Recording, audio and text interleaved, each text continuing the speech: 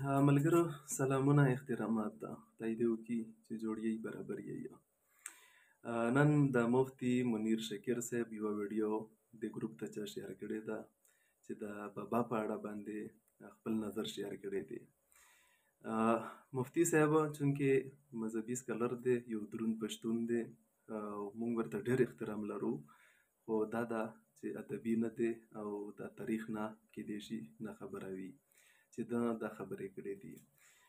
مونږ یې دې ته اړ کړلو چې د جواب ووایو، کوشش وکړو چې تسلی بخش جواب ووایو، چونکې مونږ د ګروپ اډمنسټریشن کوو او خوشحال بابا باندې زمونږ څه نه څه مطالعه شته، ولې چې پی ایچ ډي لګیا ده په تیسیس باندې مې کار پې شروع کړی دی.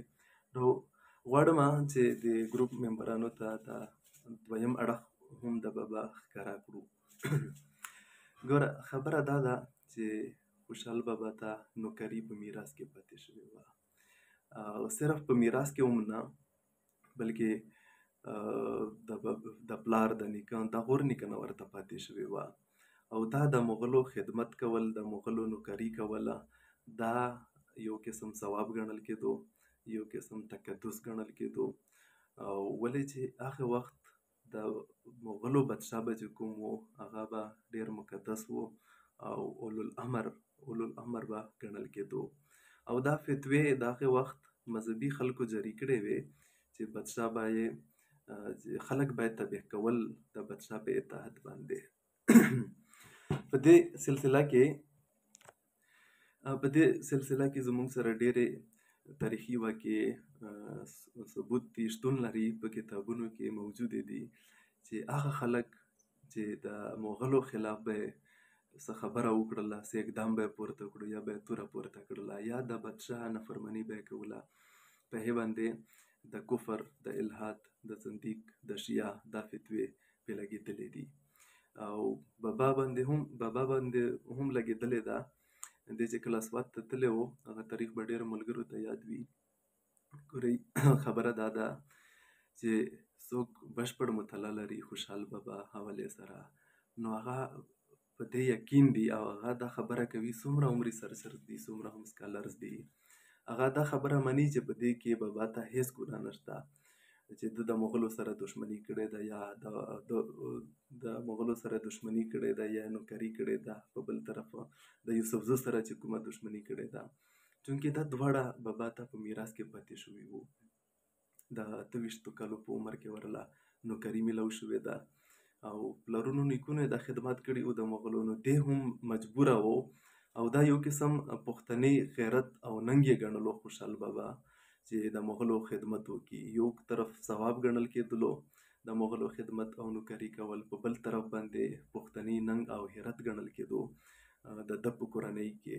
ولې چې د بابا په شخصیت کې موږ ته ډېر داسې خبرې مخې ته راځي چې هغې باندې بابا موږ ګرم وبولو، خو بیا هم چې ورته د دویم اړخ نه وګورئ نو دی یو دروند پښتون دی او کامل پښتون دی او دی نه غواړي چې زما په پښتني ننګ باندې داغ ولګېږي.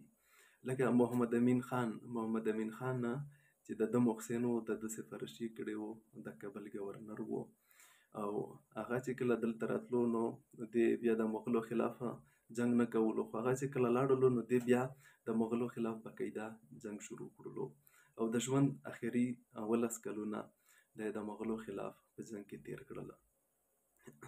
بله خبره د یوسفزو سره د دښمنۍ ده، چونکې دا هم خوشحال بابا ته په میراث کې پاتې شوې وه او د مغلو د یوسفزو سره دښمني صرف نه وه بلکې د خپلو خټکو سره هم وه، د بنګشو سره هم خوشحال بابا یا د پلارونو نیکونو دښمنۍ کړې دي، د بولاک خټکو سره هم دښمنۍ وې، چونکې هغه وخت دا وه چې سټیټ سټیبیلیټي نه وه، داسې ادارې نه وې چې د ځمکې مسایل یا د نور مسایل یې حل کولې، نو پښتنو به په خپله حل کولې دا مسلې، خو په دې کې به د زور خبره وه چې د کومې قبیلې به زور زیات شو، هغې به ځمکه قبضه کړله، د هغې اختیار به سیوه کېدو. نو دا ټول فیکټر دی که موږ دا په نظر کې وساتو نو خوشحال بابا ته هیڅ ګناه موږ نشو ورکولی چې دې ګرم وبولو. خبره دا ده چې د مغلو نوکري کول یا دشمني کول زما په خیال دا د یو برابر دي. لکه د مغلو نوکري کول دا د عامو خلکو کار نه و، ولې چې مغلو سره دوستی کول نوکري کول په دې معنا دی چې تا ته 5000 رتبه به درکړله، 4000 یا 3000.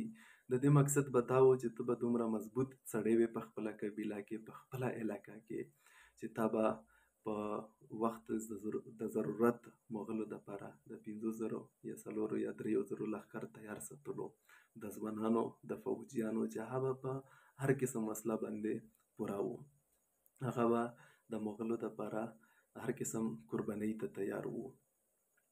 اوس دغه کار خوشحال بابا کوي او په خپله قبیله کې دومره اثر رسوخ لري یا په خپله علاقه کې چې د 4000 یا 15000 ځوانان راغونډولی شي ځان پسې او د مغلو خدمت کوي.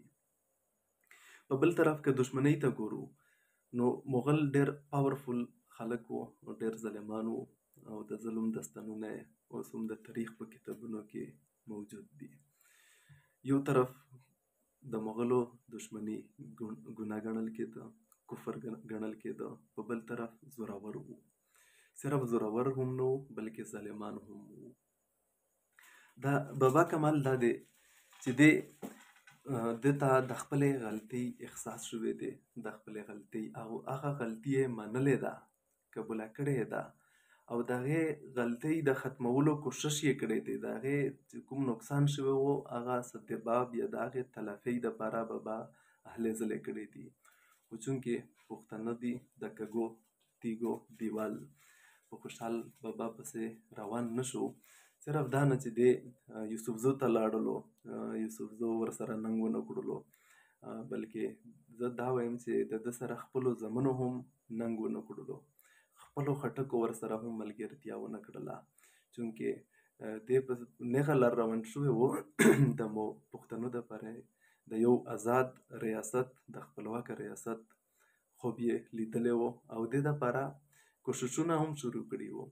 ګورئ هغه ایمل خان بابا ته په یو خط کې لیکي چې ته زما بادشاه یې، ستا هر حکم زه منم. نو د دې نه دا خبره هم څرګندېږي چې بابا کوم جنګونه د مغلو خلاف کړي وو.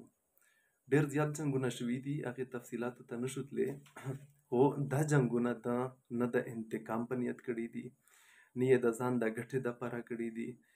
دې که مغلو ته دویم ځل ورتللی، مغلو ورته څومره افرونه وکړل خو دې انکار وکړو، هغه افرونه ریجکټ کړل او د دوی خلاف یې جنګ شروع کړلو.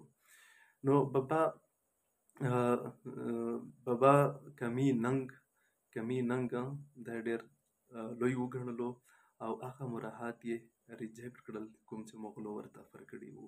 اگر چې بابا په دې هم پوهېدو چې که بیا اوس ورشمه نو زما قدر به هغه شان پاتې نشي او دې به راته زیاتې میلاو شي، خو زما قدر به هغه پاتې نشي کوم چې وړومبی و. بهرکیف دا ډېر اوږد تاریخ دی، تفصیلي خبرې دي. لنډه زه دا وایم چې د بابا جنګونه نه د ځان د ګټې دپاره وو، نه د انتقام په نیت یې کړي وو، دا یې خالص په پښتني ننګ باندې کول او د پښتنو د ازادۍ دپاره یې کول. او په دې باندې بلها مواد د بابا په اثارو کې موجود دي چې صرف په لیک کې هم نه بلکې د دې دپاره د عملي کوششونه هم کړي دي، خو له بده مرغه چا ورسره ننګ ونه کړلو. په دې لړ کې صرف یوسفزي ګرم نه دي چې موږ هغه ګرم وبولو یا خټک ګرم ونه بولو یا نورې قبیلې، که چا جنګ کړی دی، چا حیرت کړی دی ورسره نو هغه افریدي وو یا د خیبر خواوشا خلک. زه به په نورو ټکو کې دا ووایم چې د بابا دلته لکه یو سکالر دا خبره لیکلې ده چې بابا چې کوم جنګونه کول دا یې داسې کول چې مال غنیمت په نیت به یې نه کول. کوم مال غنیمت به چې راتلو هغه به د غریبانانو، هغه به د مستحقینو وو. خو خوشحال بابا د خپل لښکر ته کوم به موجود و هغې ته به یې دا مال غنیمت نه ورکولو. لکه په یو ځای کې چې چې کله د نوشیره تاڼه چې کومه وه یا کیله وه هغه وخت هغه چې افریدو شینوارو او خټکو فتح کړله د بابا په مشرۍ کې. نو افریدي لګیا شوله د ملحني متي یې پرېښودلو او هغه کیت کې چې کومې ښځې وې د مغلو هغه یې اولجا کړلې ځان سره یې بوتللې. نو بابا په دې باندې سخت خفه شو او غوسه شو او ورپسې تر یو ځای پورې لاړلو چې دغه ښځې او نور کوم څه چې وړي دي دا بیرته را واپس کړو. نو هغه خو بس لاړله، لښکر ختم شو. خبره دا ده چې سکالر دا خبره کوي چې بابا له په کار و چې د کوم جنګونه کول په کار و چې پښتنو له د اولجې لالچ هم ورکړی وی چې تاسو که زما په مشرۍ کې جنګونه کوئ نو تاسو ته چې څه هم په لاس درځي هغه ستاسو دي. نو بیا به پښتنو ورسره ننګ کړی وی، ټول پښتانه به په ده باندې راغونډ شوي وي. خو بابا د اصولو سړی و، بابا د پښتو د شریعت سړی و. د شریعت نه د پښتو نه بهر بابا یو قدم هم پورته کول نه غواړي. په دې وجه باندې بابا ناکامه شوی دی په دې جنګونو کې او د پښتنو د ازادۍ خوب د بابا دا نه دی پوره شوی. بیا هغه د چا خبره چې نظریه نه مري. بابا چې کوم خوب لیدلی و د پښتنو د یو خپلواک ریاست، د یو آزاد ریاست، هغه د پښتنو په تخت شعور کې انسټال کړلی شو او د ده نه یو څو کاله پس 25 کاله پس په کندهار کې میرویس نیکه یا د هوتکو کورنۍ چې کومه وه هغې یو خپلواک ریاست جوړ کړلو. هغې نه پس زموږ تاریخ ګواه دی چې احمدشاه ابدالي راغلی دی او پښتنو ورسره ننګ کړی دی. نو دا ټول وجوهات د دې اسباب که موږ لټوو نو دا د خوشحال بابا افکار وو چې وروستو پښتنو ته د مرګ نه پس په عملي شکل کې وړاندې کړل او د پښتنو خپلواکه ریاستونه جوړ کړل. په اخره کې دا خبره زه بیا ریپیټ کول غواړم چې نن دا خبره مفتي منیر شکیر صاحب کړې ده. رښتیا خبره دا ده چې موږ یې ډېر هټ کړلو، ولې چې موږ ته دغه تاریخي نزاکتونه ډېر ښه معلوم دي چې بابا په دې کې ګناهګار دی که بې ګناه دی. زموږ چونکې ریسرچ دی خوشحال حوالې سره یا نور سکالرز چې څوک په دې باندې پوهېږي هغې ته د دې ویډیو نه ډېر زیات تکلیف رسېدلی دی او جنرالي دغه خبره عام پوښتنه چې کوي چې د بابا په اړه باندې منفي تصور خورول غواړي دا هغې خلکو له تکلیف ورکوي څوک چې د بابا حوالې سره بشپړې مطالعه لري. نو زه ټولو پښتنو ته وایم او مفتي صاحب ته بالخصوص وایم چې بیا دپاره دغسې خبرې ونه شي چې هغې نه د بابا په شخصیت باندې منفي اثر غورځېدلو ویره وي. چونکې منفي اثر د بابا په شخصیت نشي غورځېدلی په یو قیمت هم هغه ولې چې د ده په اثارو کې